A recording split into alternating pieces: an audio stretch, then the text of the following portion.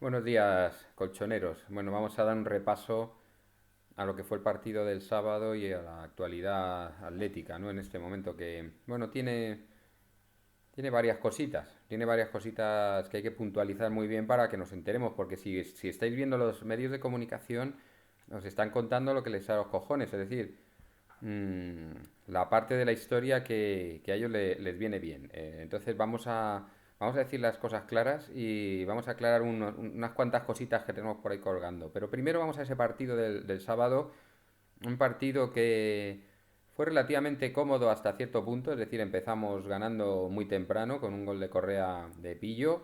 El partido estuvo prácticamente controlado sin hacer un gran derroche y estos partidos los he visto en el Metropolitano a mogollón. O sea, el calendario es el que es y entre semana nos vamos a jugar media Champions en casa contra el Brujas. ¿Y por qué digo esto? Porque de los dos que están empatados a puntos con nosotros, uno o los dos van a puntuar porque juegan entre ellos. Entonces, si nosotros no puntuamos ante el Brujas y por lo que sea empatan, pues nos vamos a quedar los últimos.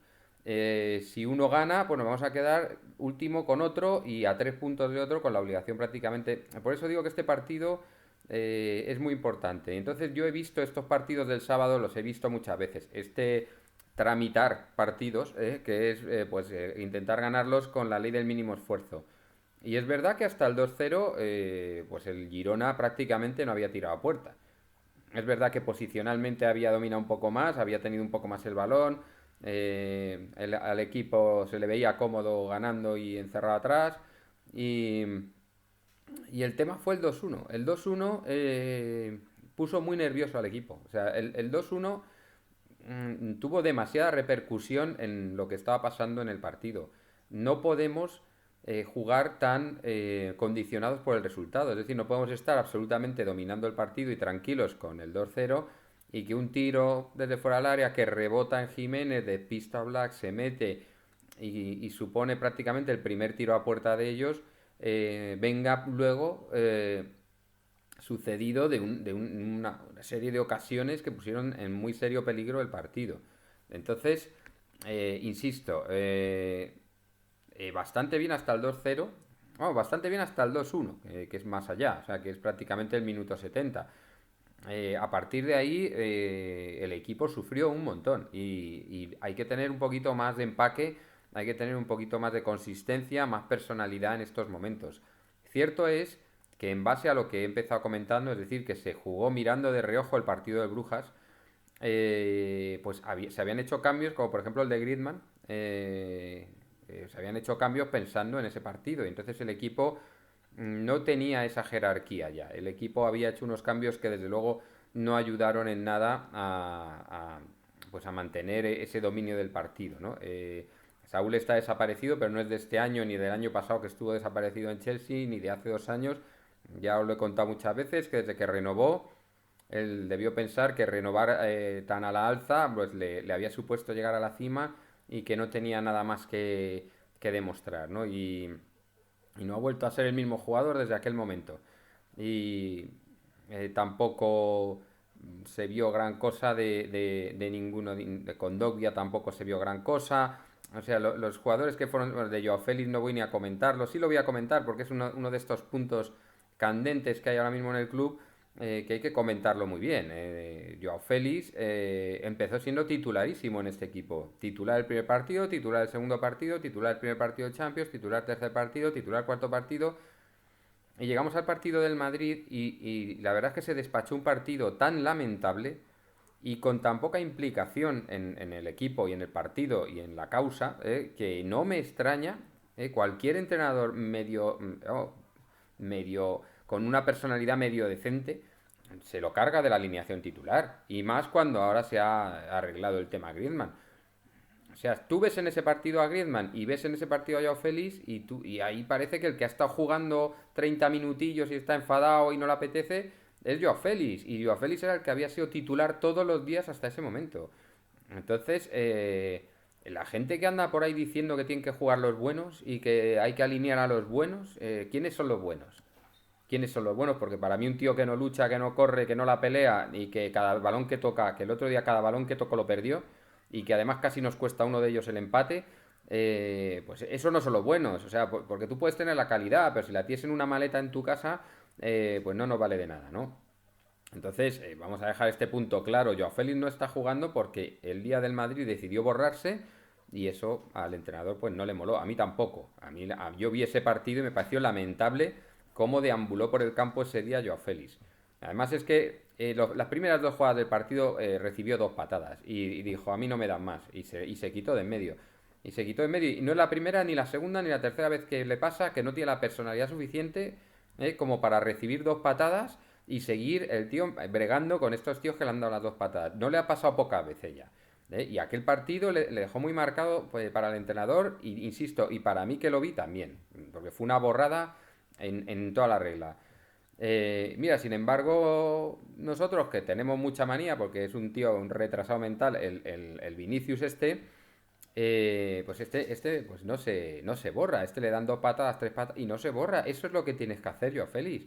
Eso es lo que tienes que hacer. Que ya que estamos hablando de Vinicius, es otro tema que yo quería tocar. El otro día Vinicius le marca un gol al Shakhtar. Le marca un gol al Shakhtar. ¿Sabéis lo que hizo? Os voy a decir lo que no hizo, bailar. Eso tan natural de los brasileños que nos sale cada vez que metemos un gol porque tenemos la samba en el cuerpo y no es ninguna falta de respeto. Resulta que cuando marcas un gol en Champions no merece la pena ni bailar, ni celebrarlo, ni nada. Resulta que al Shakhtar si le respetas, vaya por Dios.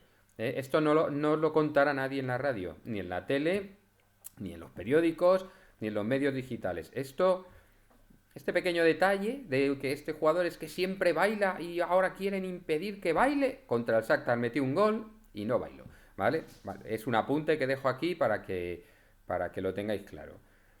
Y bueno, una vez visto que el partido del otro día se tramitó de aquella manera y se pasó mal al final porque no se tuvo la personalidad suficiente como para que con 2-1 volver a lo que estaba pasando antes de ese gol, y hubo un momento en el que no se tuvo el control de lo que estaba pasando en el juego porque, insisto, no tenemos los mismos jugadores que teníamos, lo dije en el último vídeo, que los jugadores que teníamos antes eran todos unos jugadores muy identificados con el escudo y unos jugadores que jugaban con una intensidad y con una forma de entender los colores que no los tenemos ahora. Y los de ahora no son peores técnicamente, incluso puede ser que sean mejores técnicamente, pero no entienden eso. Y al no entender eso, el equipo en muchas fases de los partidos, si no en partidos enteros, pues deambula. No tiene claro qué es lo que tiene que hacer, no tiene claro con qué camiseta está jugando. Y entonces, pues pasa como el otro día. El otro día, en los últimos minutos, el equipo se puso muy nervioso. Y esto con una camiseta a rayas rojas y blancas y un escudo como el del Atleti no se puede permitir. O sea, esto es así. Estos jugadores, alguien les tiene que decir, estáis en el Atlético de Madrid. No estáis aquí probando, no estáis aquí luciendo, estáis aquí en el Atlético de Madrid. ¿Vale? Estimado Joao Félix, etcétera, etcétera, etcétera. Aquí lo primero es el compromiso. Y es que esto es así de toda la vida en este club. O sea, en otros clubes lo primero es el toque, en otro lo primero es dar patadas, en otro lo primero es creerse alguien y en este lo primero es el compromiso, lo primerito. Y eso no se negocia en el Atlético de Madrid. Y no es que no haya compromiso, pero el compromiso tiene otras connotaciones, ¿eh? Como el saber estar, el saber manejar los partidos, el saber en qué momento hay que agarrarse los huevos y tirar para adelante, y eso muchas veces nos está fallando. Dicho esto, también quería otro de esos puntos, porque he dicho, son varios puntos los que quiero tocar. Otro punto que quiero tocar es el de Rodrigo Riquelme. El segundo tiempo que se marca este chico es para enmarcarlo. Si buscas tal vez el MVP del partido, pones a Correa, porque salió el hombre, después de ser suplente 100.000 veces, sale y te mete los dos goles del equipo, y además los dos goles de Pillo, de Listo, fabricados prácticamente por él mismo los dos. Pero tuvo, por incidencia en el juego y por el desempeño que tuvo, para mí el jugador del partido fue Riquelme, para mí. Aunque los puntos marca será o en los puntos de los juegos estos que hay por ahí, el B-Winger y todo esto, será Correa. Para mí el jugador del partido fue Riquelme porque fue el que tuvo más incidencia en el juego de su equipo. Estuvo muy implicado, recibió balones, encaró, se iba de uno, se iba de dos, metió un gol con fortuna, todo hay que decirlo, pero este es el tipo de jugadores que necesitamos en el equipo y que necesitamos con urgencia que vuelvan y que crezcan ya en el equipo, ¿vale? ¿Por qué? Porque insisto que ese compromiso Viene muchas veces desde la base y otras veces desde jugadores muy identificados. Lo dije el otro día, en aquel equipo del 2014 había 6 o 7 tíos de la base. Estaba Lucas, estaba, estaba Gaby, estaba Torres, estaba Coque, estaba Saúl, estaba el mejor Saúl, el Saúl de antes de renovar, el que todavía estaba creciendo, el que todavía tenía ambición. Había una serie de jugadores, pero es que también estaba Juanfran, estaba Felipe Luis, estaba Diego Costa, estaba el más importante Godín, o sea, estaba Tiago en su momento y son gente muy identificada con el escudo y con los colores y gente que con un compromiso a prueba de bomba, ¿no? Y eso es lo que necesitamos un poco, tener más canteranos, tener más gente que lo que realmente sienta sean los colores y ese compromiso y entienda lo que es el Atlético de Madrid, porque yo no digo que no tengan compromiso los que hay ahora, yo digo que no están entendiendo lo que es el Atlético de Madrid, no lo están entendiendo. No son malos jugadores, son algunos muy buenos. Algunos tienen un gran potencial, pero muchos no están entendiendo lo que es el Atlético de Madrid y cómo se juega en el Atlético de Madrid. Y por eso hablo de Rodrigo Riquelme y del partido que se marcó el otro día. Y lo último ya para cerrar es lo de Griezmann. Lo de Griezmann, bueno, pues cualquiera que quiera revisar mis vídeos está dicho desde agosto.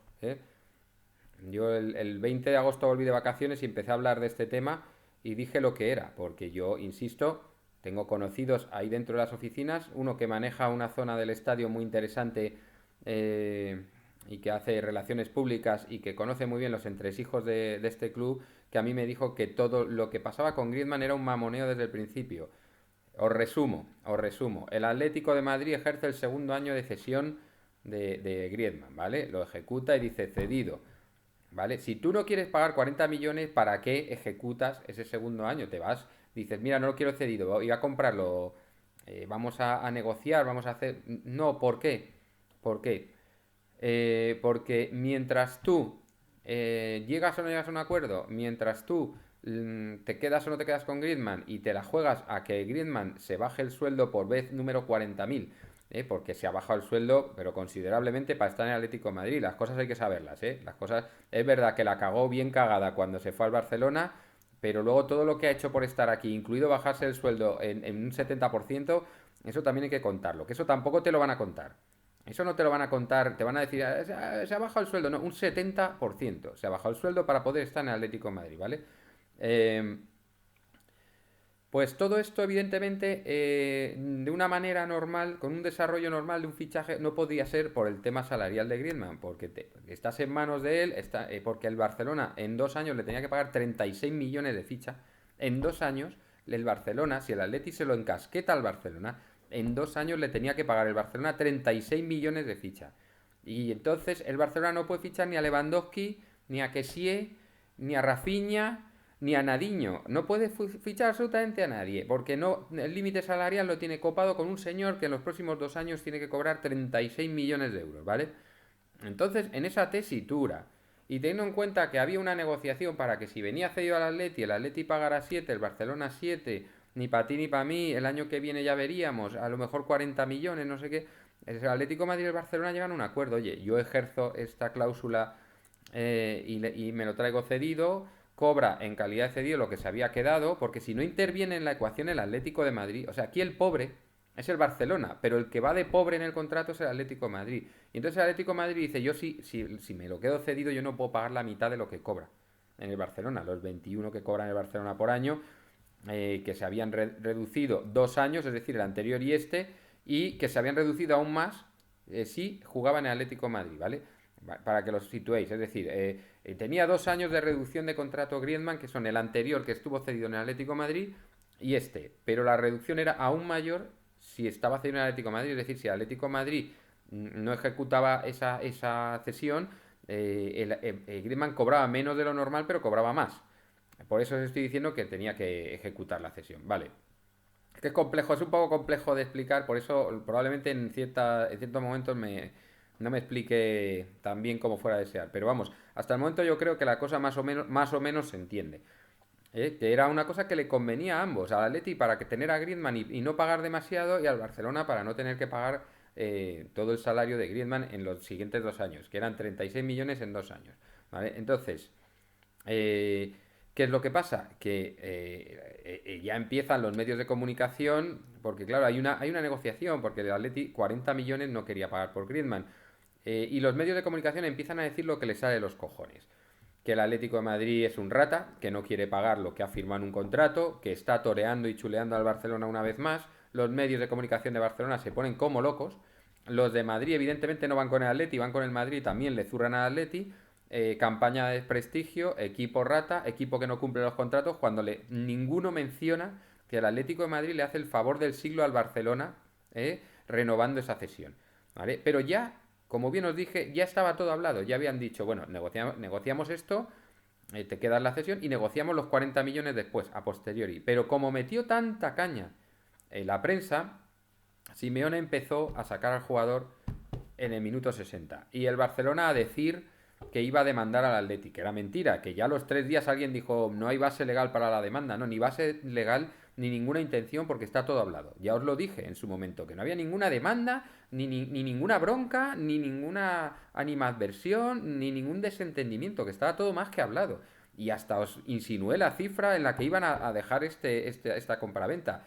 O sea, que es que estaba más o menos todo visto para que quedara el tema en estos 20 millones que ha quedado. Dicen, luego hay variables, luego si el Atleti... Bueno, sí, si el Atleti evidentemente se clasifica para la Champions, pues puede pagar un poco más. Y luego dicen que hay que pagar los 40 si se vende. Claro, sí, si tú compras al jugador hoy y lo vendes mañana por 70, lógicamente eso sí que es ser rata. Entonces hay una cláusula que dice que habría que pagarle los 40 completos al Barcelona si tú vendes al jugador. Lógicamente, porque si no ya sería una estafa por todo lo alto, que no se va a vender al jugador, ya os lo digo. Entonces, todo esto que la prensa metió tanta caña de que el Atleti no quiere cumplir el contrato, se quiere reír del Barça, le quiere robar otro jugador, bla, bla, bla, bla, tiene una serie de componentes pues que son absolutamente falsos. Lo primero, ahora se está diciendo que después de toda la operación el Barcelona pues ha pagado 100 millones de euros por una cesión de Griezmann de 2 años. Falso. Vale, falso rigurosamente. El Barcelona tenía unas cómodas cuotas para pagar a Griezmann. El Barcelona no llegó y hizo, toma, 120, me lo llevo.